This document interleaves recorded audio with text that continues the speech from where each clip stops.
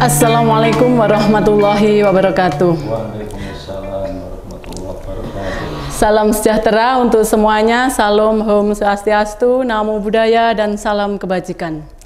Podcast Kantor Kementerian Agama Kota Kediri kembali hadir menyapa sobat religi semua untuk menyampaikan berbagai informasi menarik terkait program yang ada di Kantor Kementerian Agama Kota Kediri. Bersama saya, Ella Zainal, pada sesi kali ini akan berbincang-bincang dengan Bapak Kepala KUA Kecamatan Mojoroto, Kota Kediri. Dan telah hadir di studio kami, Bapak Kepala Kantor Urusan Agama Kecamatan Mojoroto, Bapak Abdul Mufid Sarjana Agama. Assalamualaikum Bapak Mufid. Waalaikumsalam warahmatullahi wabarakatuh. Sehat ya Bapak? Alhamdulillah. Terima kasih telah meluangkan waktunya untuk membersamai sobat religi semua di tengah-tengah padatnya aktivitas di KUA pada hari ini. Dan sebelum kita banyak berbincang-bincang dengan beliau, perkenankan saya menyampaikan sedikit profil beliau. Dan beliau Bapak Mufid, beliau diangkat sebagai PNS, pegawai negeri sipil, sebagai penghulu tahun 2000, nggih Bapak? Nah, tahun 2000, dan beliau ditugaskan di KUA Kecamatan Kota selama kurang lebih 2 tahun. Selanjutnya Bapak Mufid, beliau ini ditugaskan kembali di KUA Mojoroto selama 3 tahun dan dilanjutkan kembali di KUA Kecamatan Pesantren selama 2 tahun. Insya Allah pada tahun 2016 Bapak Abdul Mufid ini diangkat sebagai Kepala KUA Kecamatan Mojoroto. Sampai hari ini nggih Bapak? Berapa tahun Bapak? Kurang lebih 9 tahun. Wah, lama banget nggih Pak Mufid nggih. Luar biasa jenengan. Nah, baik, karena kali ini akan berbincang-bincang mengenai wali sebagai persyaratan utama untuk sebuah pernikahan Pak Mufid. Saya nanti akan banyak berbincang-bincang oleh panjenengan. Dalam struktur organisasi di Kementerian Agama Kota Kediri ini, kan sesi Bimas Islam itu merupakan satu dari beberapa seksi di kantor Kementerian Agama nggih Pak Mufid ya. Yang fokusnya dari Bimas Islam ini adalah salah satunya untuk menangani sebuah pernikahan di KUA nggih Bapak?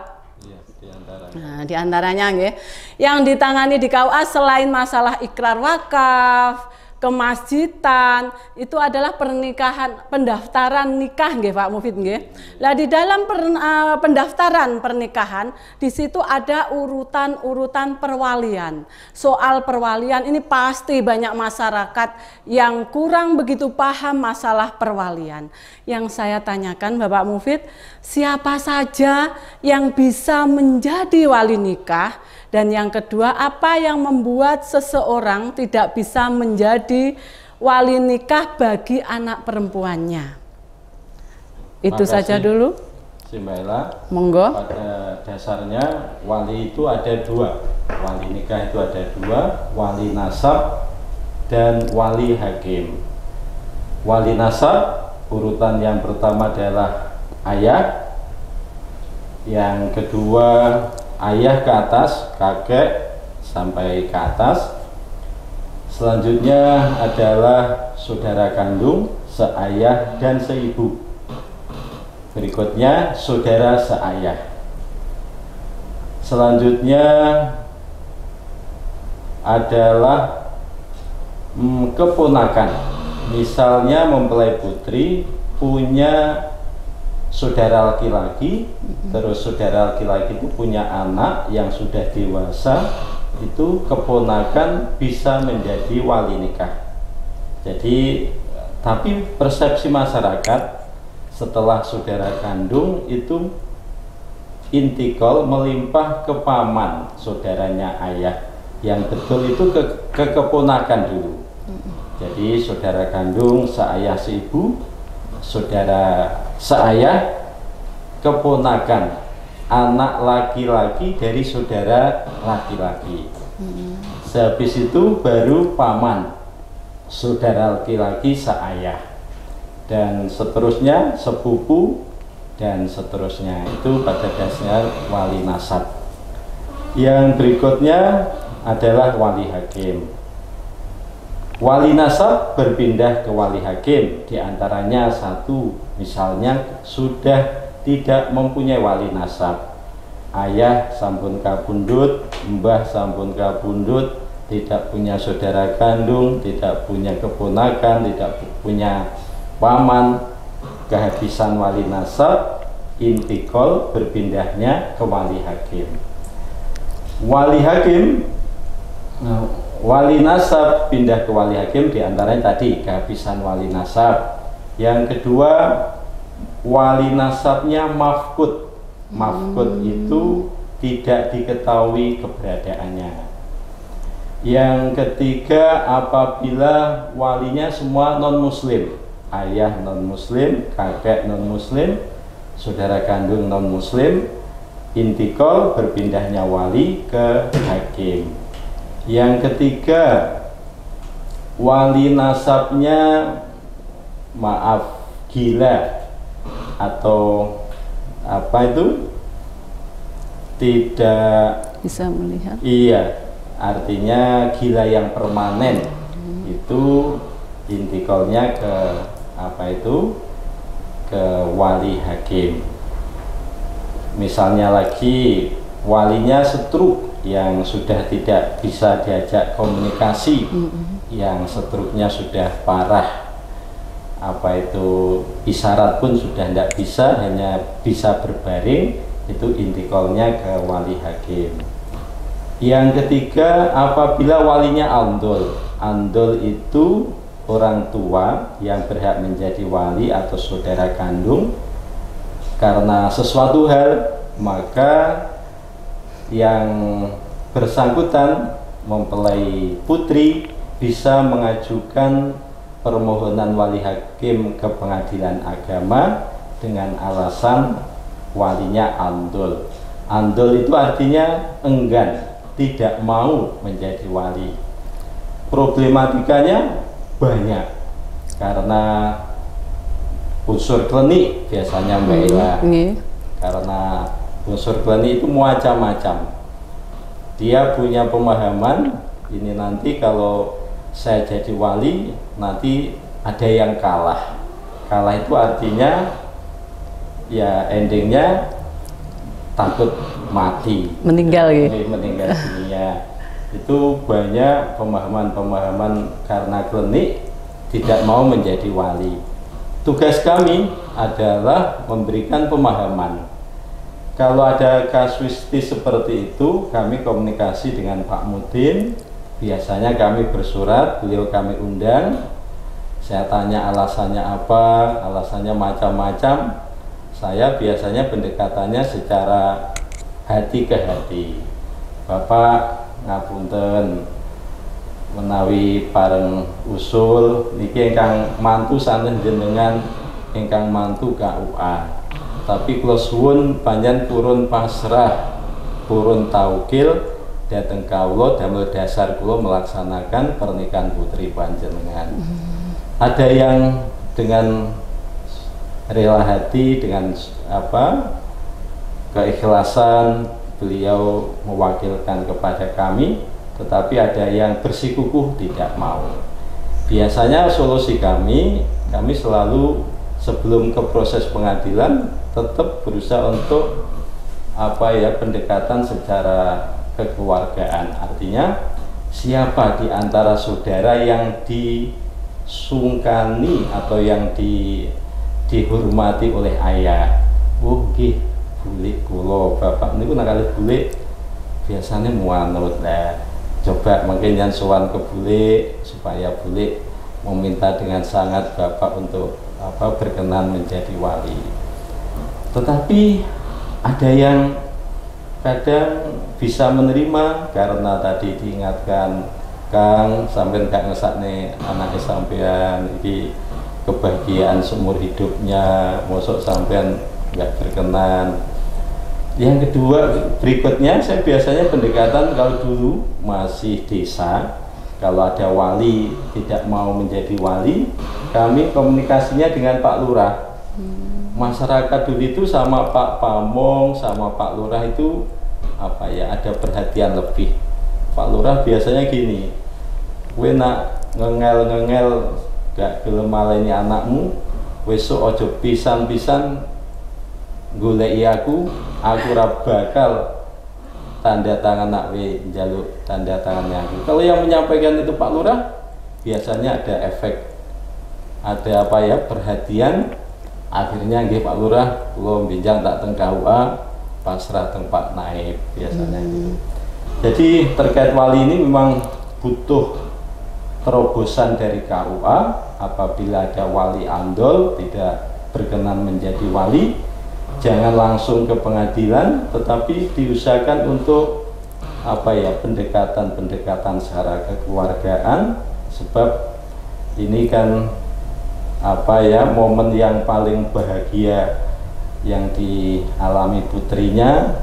Kalau sampai ke proses pengadilan itu nanti menjadi apa ya, presiden buruk bahasanya, atau sesuatu yang nggak baik antara anak dan orang tua. Itu kan hanya karena pemahaman yang keliru, butuh apa ya, butuh kita pahamkan, kita luruskan supaya kewajiban orang tua terhadap anak diantaranya menjadi wali dengan ikhlas, dengan apa, legowo, berkenan menjadi wali. Itu Mbak Ella diantaranya urutan wali.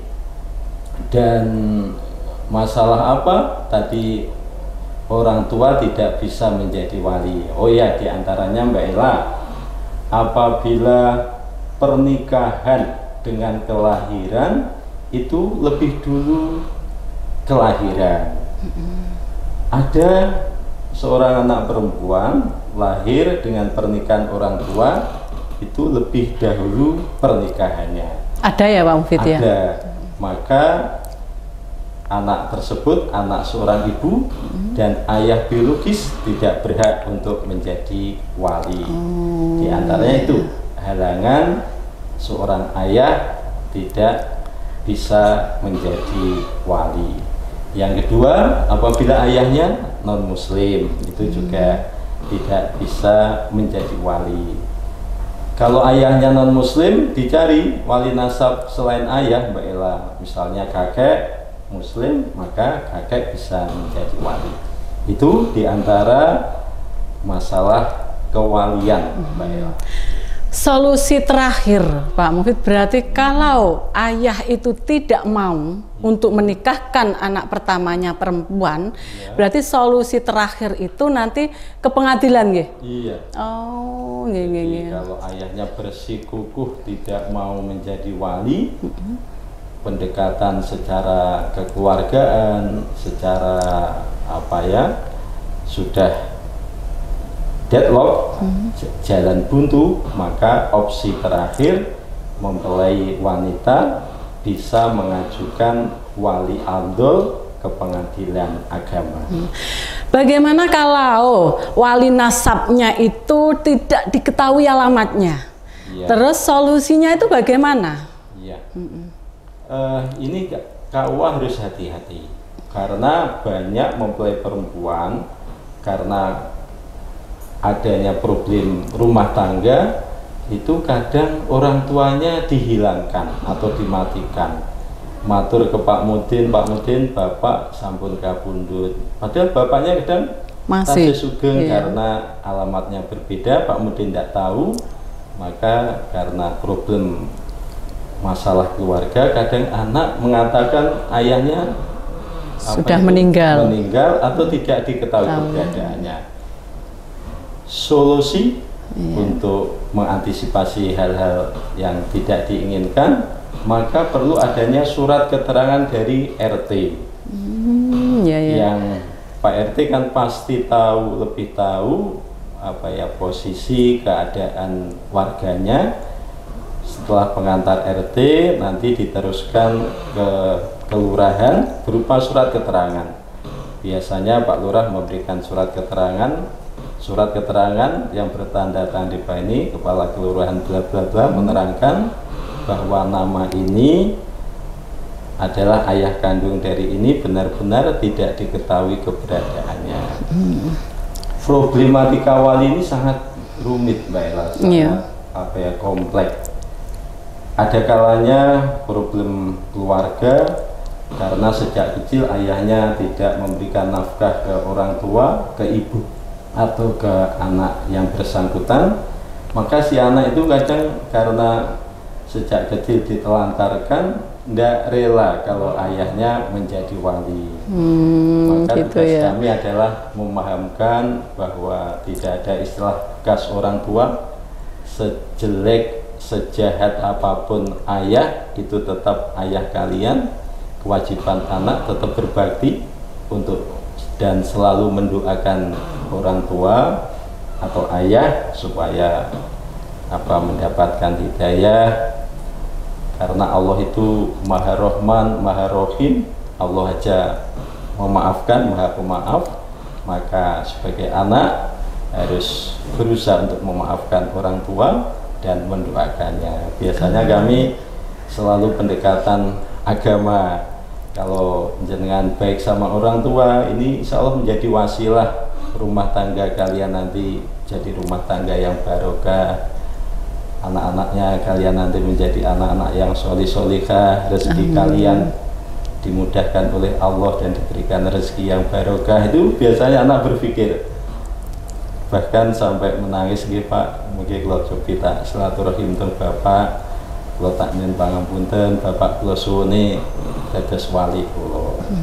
Terus pelayanan di kawah itu Mbak Ella tidak ansih ke administrasi, tetapi peran sebagai tokoh agama ini harus benar-benar dimaksimalkan untuk memberikan pemahaman kepada masyarakat agar masyarakat lebih merasa nyaman, masyarakat lebih memahami agama dengan baik dan benar.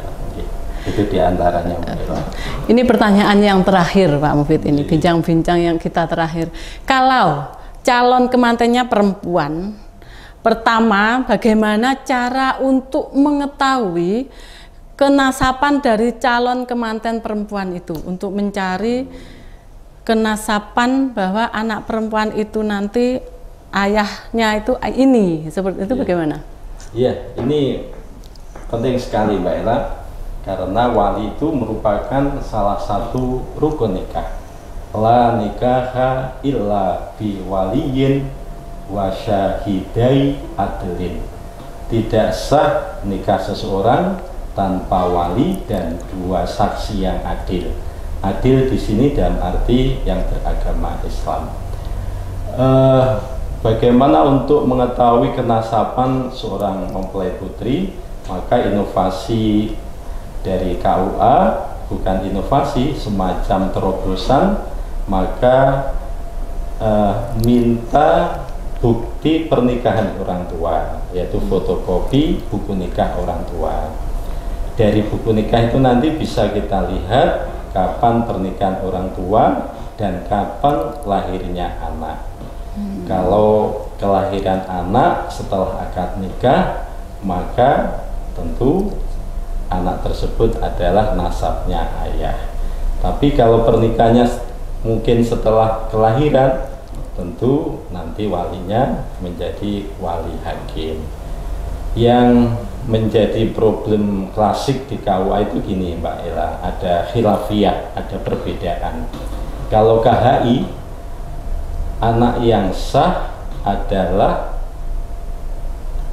anak dari hasil pernikahan yang sah. Artinya kapan orang tuanya menikah, selama pernikahannya sebelum kelahiran anak, kalau kompilasi hukum Islam, nasabnya tetap ayah kandung.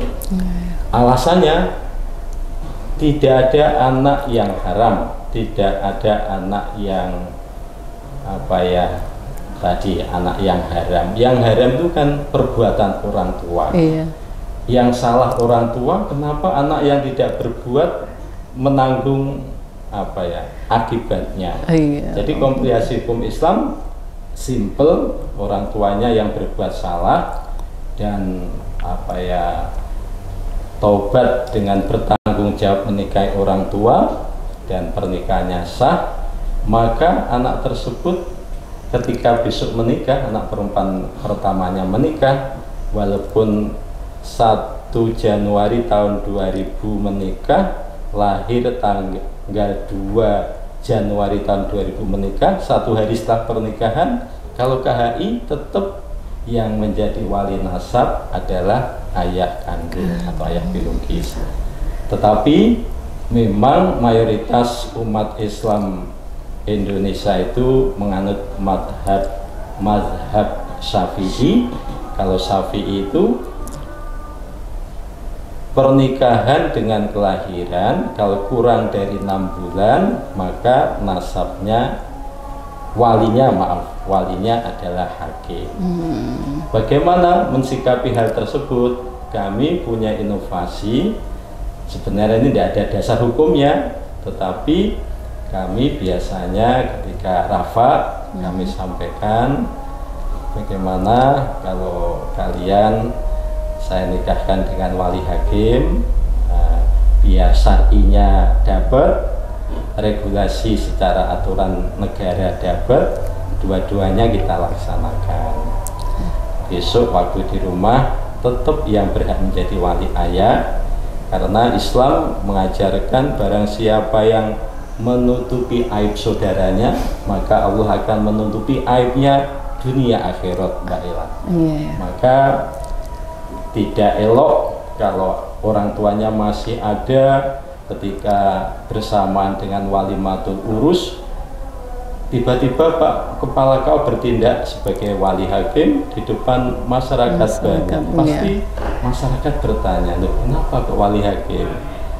Maka inovasi kami, kalau ada kasuistik seperti itu, kami dengan hati-hati menyampaikan ke mempelai, kita tidak boleh seudon sama orang tua, kita tetap harus baik sama orang tua. Kita tidak tahu sebab orang tua dulu itu karena kurang tertib administrasi.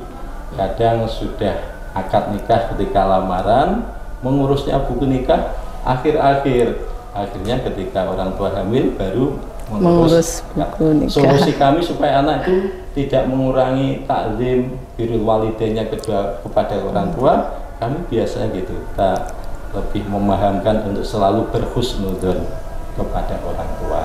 Itu solusi kami dalam memberikan layanan kepada masyarakat. Tetapi juga ada Mbak Ela, ada mempelai secara regulasi walinya ayah nasab, karena dia alumni pesantren. Pak KUA, saya tidak mau kalau saya dinikahkan oleh ayah saya. Padahal regulasi KHI-nya itu harus ayah kandung, ayah biologis. Saya pernah komunikasi dengan almarhum Bapak Muamal, padahal Pak Muamal itu ansih murni pakai KHI. Tapi Pak Muamal jawabannya gini, Mas Mufid, kalau yang bersangkutan meminta wali hakim, padahal aturannya wali nasab, kalau dia kita paksa untuk dinikahkan dengan wali nasab, tapi dia menjadikan keraguan, karena keraguannya itu loh Mas Mufid yang menjadikan tidak sah. Maka monggo kebijakan jenengan nikahkan nasab atau wali hakim, nikahkan hakim sesuai permintaan anak, daripada nanti kita nikahkan nasab tapi menjadikan anak keraguan. Jadi di KUA itu memang Mbak Ela harus seorang penghulu harus terus banyak belajar agar dalam memberikan layanan itu humanis, luwes. Jadi kalau jangan ini enggak, kalau ini enggak, itu nanti di masyarakat berbenturan. Kami sering Mbak Ela dan memberikan layanan Kalau di NU itu tradisinya kan harus mutasil. Saudara Ahmad, engkau saya nikahkan dengan Fatimah dengan mahar bla bla bla tunai. Kalau di NU langsung qabil tu nikah atau saya terima nikahnya. Tapi ada kelompok saudara-saudara kita Muslim yang lain sebelum akad nikah, sebelum qabil itu menjawabnya gini, Mbak Ella. Saudara Ahmad, engkau saya nikahkan dengan Fatimah dengan mahar titik-titik tunai. Bismillahirrahmanirrahim. Dengan mengharap ridho Allah Subhanahu wa Ta'ala, saya terima nikahnya Fatimah binti. Kita tidak boleh memaksakan, itu tidak mutasil, itu tidak sah. Harus tidak boleh diawali dengan bismillah, kita tidak boleh.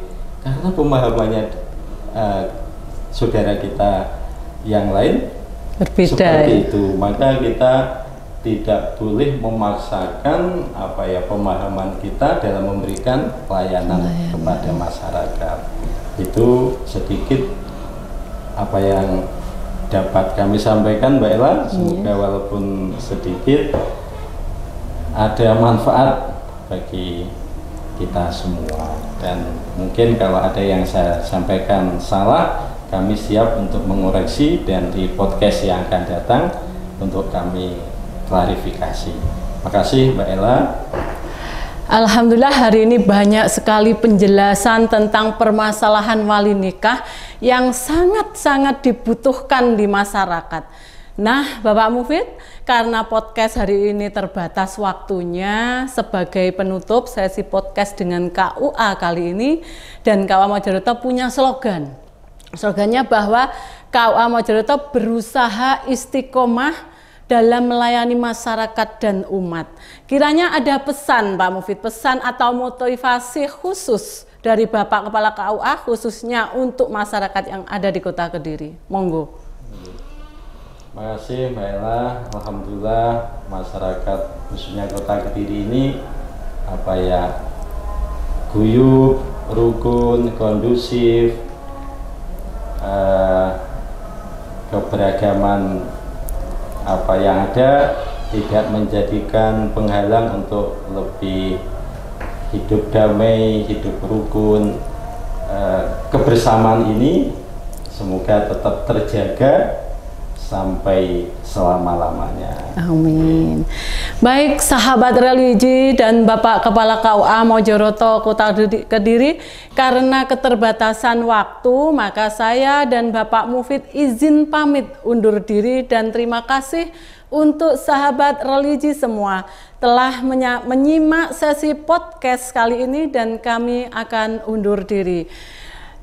Kembali menghadirkan berbagai obrolan nanti menarik di sesi selanjutnya. Baik, saya Ella Zainal dan juga Bapak Mufid Kepala KUA Mojokerto undur diri. Sampai jumpa di podcast selanjutnya. Wassalamualaikum warahmatullahi wabarakatuh.